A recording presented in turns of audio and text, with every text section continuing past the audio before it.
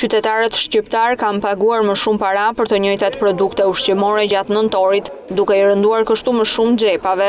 Sipas raportit të Instat, çmimet e konsumit gjatë muajit që sapo lan pas kanë pësuar një rritje me 0,2%. Rritje më të ndjeshme të çmimit kanë pësuar zerzavatet me 6,1%, duke qenë se tashmë po kalon stina e prodhimit të tyre në mas. Gjithashtu rritje ka pësuar edhe nën grupi kafe, çaj dhe kakao me 3,3%. Indeksi i çmimeve të konsumit në muajin nëntor shënoi një rritje prej 0,2% krahasuar me muajin e mëparshëm.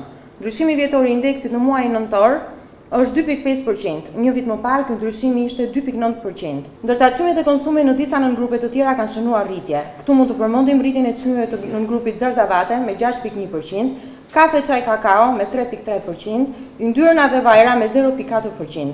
Indeksi i grupit pija alkolike dhe duhan ka shënuar një rritje prej 0,2%. Rritje kjo që ka ardhur si rezultati i rritjes së çmimit të duhanit me 0,3%. Indeksi i grupit mallra dhe shërbime të tjera ka shënuar një rritje prej 2,8%.